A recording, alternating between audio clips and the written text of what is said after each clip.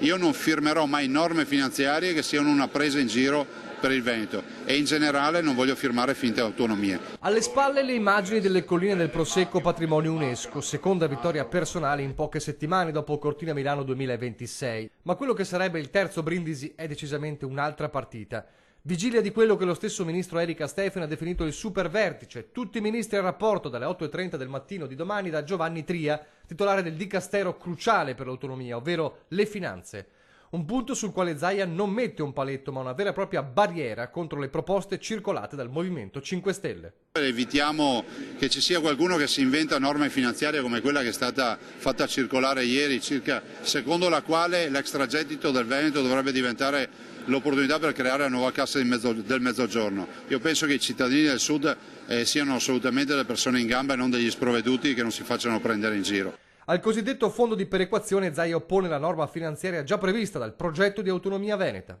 Si parte con la spesa storica che peraltro ci penalizza, perché noi siamo virtuosi. Se entro 3 anni non si va ai fabbisogni standard, si applica la spesa media storica nazionale. Voglio ricordare che i fabbisogni standard non sono un'invenzione di Zaia dell'autonomia, ma sono obbligatori, il loro calcolo obbligatorio dal 2009 per una legge nazionale.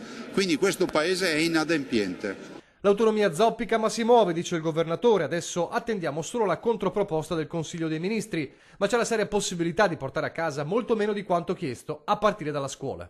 La Costituzione dice che posso chiedere 23 materie, le elenca, poi all'interno di ogni materia vedremo cosa si può portare a casa, ma che ci sia qualcuno che è arrivato ieri o l'altro ieri a dirmi che 23 materie sono troppe vuol dire, primo, deve avere un po' di buona educazione, secondo, deve leggersi la Costituzione, terzo, deve rispettare i 2.317.000 veneti che sono andati a votare per l'autonomia. Il bersaglio è Luigi Di Maio, che su Facebook in queste ore scrive: l'autonomia è nel contratto e si farà, ma sarà un'autonomia per tutti gli italiani, equilibrata e giusta. Di spaccare il paese in due e lasciare il centro-sud isolato non se ne parla.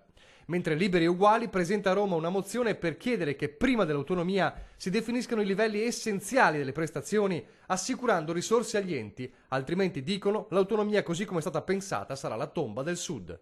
Vogliamo fare in modo che quelli di Serie B, spesso del Sud, diventino di Serie A. Se fanno il nostro progetto lo saranno di Serie A, altrimenti finiremo ancora per vedere i cittadini del Sud che in assenza di autonomia saranno ancora costretti a farsi le valigie per andare a curarsi fuori regione. Il nostro interesse è che tutti vadano bene, è questo che ancora a Roma qualcuno non ha capito.